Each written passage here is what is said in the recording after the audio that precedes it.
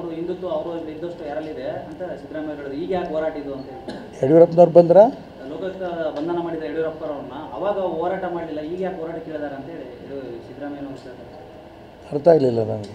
ಯಡಿಯೂರಪ್ಪರವ್ರು ಬಂಧನ ಆಗಿತ್ತು ಸರ್, ಬಂಧಿಸಿದಾಗ ಹೋರಾಟ ಮಾಡಲಿಲ್ಲ, ಈಗ ಹೋರಾಟ ಕೇಳಿದಾರೆ. ಆ ಲೋಕಾಯುಕ್ತದ ಕೇಸ್ಗೂ ರಾಮ ಮಂದಿರದ ಕೇಸ್ಗೂ ಬಹಳ ವ್ಯತ್ಯಾಸ ಇದೆ. ಲೋಕಾಯುಕ್ತದ ಕೇಸಿನ ಬಗ್ಗೆ ಅವ್ರಿಗೆ ಆಪಾದನೆ ಬಂದಂಥ ಸಂದರ್ಭದಲ್ಲಿ ಆ ಆಪಾದನೆಯಿಂದ ಅವ್ರು ಮುಕ್ತವಾಗಿ ಬರಬೇಕು ಅನ್ನೋಂಥ ಉದ್ದೇಶದಲ್ಲಿ ನಾವು ಹೋರಾಟ ಮಾಡಲಿಲ್ಲ.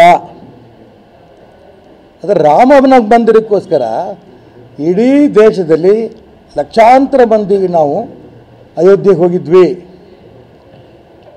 ಇಡೀ ದೇಶದಲ್ಲಿ ಯಾವುದೇ ರಾಜ್ಯದಲ್ಲಿ ಬೇರೆ ಯಾವುದೇ ರಾಜ್ಯದ ಮುಖ್ಯಮಂತ್ರಿಗಳಾಗಲಿ ಇವತ್ತು ಅಲ್ಲಿಯ ಆ ಹೋರಾಟದಲ್ಲಿದ್ದಂಥ ವ್ಯಕ್ತಿಗಳ ಬಗ್ಗೆ ಇವತ್ತು ಅರೆಸ್ಟ್ ಮಾಡೋಕ್ಕೆ ಹೋಗಿಲ್ಲ.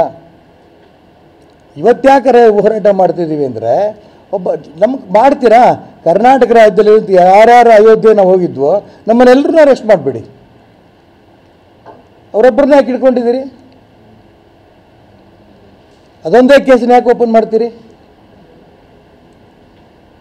ಸುಮ್ಮನೆ ಬ್ಯಾಡದಿದ್ದೆಲ್ಲ ಮೈಮೇಲೆ ಕೂತಿದ್ದಾರೆ ಸಿದ್ದರಾಮಯ್ಯನವರು. ಈಗ ಕೋರ್ಟಲ್ಲಿದೆ ಸಮವಸ್ತ್ರ ಬೇಕು ಅನ್ನೋಂಥ ವಿಚಾರದಲ್ಲಿ ಹೆಣ್ಮಕ್ಕಳಲ್ಲಿ ಚರ್ಚೆಗಳು ಶುರುವಾಯಿತು.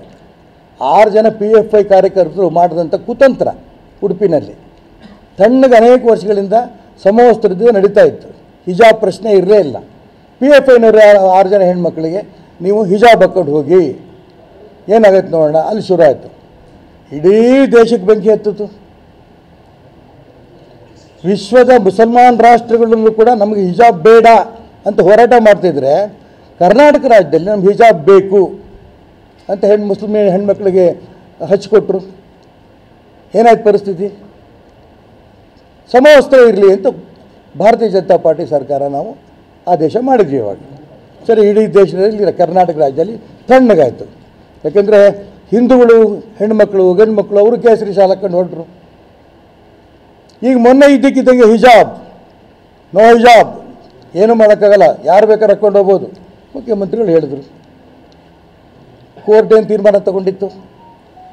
ಹಿಜಾಬ್ ಹಾಕ್ಕೊಂಡು ಹೋಗೋದು ಅವಶ್ಯಕತೆ ಇಲ್ಲ, ಸಮವಸ್ತ್ರ ಸರಿ ಇದೆ, ರಾಜ್ಯಕ್ಕೆ BJP ಸರ್ಕಾರ ತಗೊಂಡಿದ್ದು. ಆದರೆ ಇವರು ಮುಖ್ಯಮಂತ್ರಿಗಳಾಗಿ ಇದ್ದಕ್ಕಿದ್ದಂಗೆ ಹೇಳಿಕೆ ಕೊಟ್ಬಿಟ್ರು. ಇಡೀ ರಾಜ್ಯದಲ್ಲಿ ಅದನ್ನು ಹಿಂದುತ್ವವಾದಿಗಳು ಇದನ್ನು ಮುಖ್ಯಮಂತ್ರಿ ತೊಗೊಂಡಿರೋಂಥ ಸ್ಟ್ಯಾಂಡ್ ಸರಿಯಿಂದ ಹೋರಾಟ ಮಾಡಿದ್ರು. ಕೊನೆ ಏನಾಯಿತು? ಅದೇ ಮುಖ್ಯಮಂತ್ರಿಗಳು ನಾನು ಹಂಗೆ ಹೇಳಿಲ್ಲ ಹಿಂಗೆ ಹೇಳಿಲ್ಲ ಅಂಥೇಳಿ ಹಿಜಾಬಿಲ್ಲ ಸಮವಸ್ತ್ರ ಹಾಕ್ಕೊಂಡು ಹೋಗಬೇಕು ಅಂತ ಆದೇಶ ಮಾಡಿದ್ರು. ನಾನು ಯಾಕೆ ಅಂಶಗಳು ಗಮನಕ್ಕೆ ತರ್ತಾ ಇದ್ದೀನಿ ಅಂತಂದರೆ, ನಿಮಗೆ ಅಭಿವೃದ್ಧಿ ಮೇಲೆ ಚುನಾವಣೆಗೆ ಹೋಗಬೇಕು ಅನ್ನೋದಿದ್ದರೆ ಖಂಡಿತ ಅಭಿವೃದ್ಧಿ ಮೇಲೆ ಚುನಾವಣೆಗೆ ಹೋಗೋಣ. ಹಿಂದುತ್ವ ಮುಸಲ್ಮಾನರು ಅನ್ನೋದ್ರ ಬಗ್ಗೆ ಚುನಾವಣೆಗೆ ಹೋಗ್ಬೇಕಾ? ಅದಕ್ಕೂ ನಾವು ತಯಾರು ಇಲ್ಲ. ನಾವು ಈ ರೀತಿ ರಾಷ್ಟ್ರದ್ರೋಹಿಗಳು ಅನೇಕರಿದ್ದಾರೆ, PFIನವರು ಇದ್ದಾರೆ, ಅವ್ರ ಪರ ನಾವು ನಿಂತ್ಕೋತೀವಿ.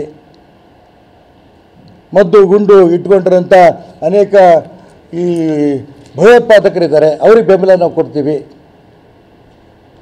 ನೀವು ಮಾಡಿ ಅದನ್ನು ಬಹಿರಂಗವಾಗಿ ಹೇಳಿ. ಇದೇನಾಗುತ್ತೆ, ಸುಮ್ಮನೆ ಇದ್ದಂಥ ಹುಬ್ಳಿ ಇದ್ದಕ್ಕಿದ್ದಂಗೆ ಅಲ್ಲಿ ಶುರು ಆಯಿತು ಗಲಭೆ. ಯಾರ ಕಾರಣ? ಇವತ್ತು ಅದಕ್ಕೋಸ್ಕರ ಇವತ್ತು ಭಾರತೀಯ ಜನತಾ ಪಾರ್ಟಿ ಇಡೀ ಕರ್ನಾಟಕ ರಾಜ್ಯದಲ್ಲಿ ಇದನ್ನು ಪ್ರತಿಭಟನೆ ಮಾಡ್ತೀವಿ ಅಂತ ನಮ್ಮ ರಾಜ್ಯಾಧ್ಯಕ್ಷರು ಕರೆ ಕೊಟ್ಟರು. ಆ ಕೇಸು 30 ವರ್ಷದಿಂದ ಯಾಕೆ ಸುಮ್ಮನಿದ್ರು? ಕಾಂಗ್ರೆಸ್ನವರು ಅನೇಕ ಆಡಳಿತ ಮಾಡಿದ್ರು. ಆ ಫೈಲ್ ಯಾಕೆ ಬರಲಿಲ್ಲ? ನೆನಪಾಗಲಿಲ್ಲ. ಲಕ್ಷಾಂತರ ಫೈಲ್ಗಳಿದೆ, ಮುಂಚೆಯಿಂದನೇ ಮಾಡಿದ್ದೀವಿ. ಪರಮೇಶ್ವರ್ ಹೇಳಿದ್ದು 600 ಫೈಲ್. ಈ ಫೈಲೇ ಯಾಕೆ ಸಿಕ್ತು ನಿಮಗೆ? ಸುಮ್ಮನೆ ರಾಜ್ಯ ಚುನಾವಣೆ ನೆಮ್ಮದಿಯಿಂದ ಮಾಡೋದಕ್ಕೆ ಅವಕಾಶ ಮಾಡಿಕೊಡಿ. ಇದು ನಾನು ಮಾನ್ಯ ಮುಖ್ಯಮಂತ್ರಿಗಳಿಗೆ ಮತ್ತು ಗೃಹ ಮಂತ್ರಿ ಹೇಳ್ತೀನಿ. ಕೋಮುಗಲಭೆ ಮುಖಾಂತರನೇ ಚುನಾವಣೆ ಮಾಡಬೇಕು ಅಂತ ನಿಮ್ಮ ಆಸೆ ಇದ್ದರೆ ನಾವೇನು ಮಾಡೋಕ್ಕೂ ಆಗಲ್ಲ.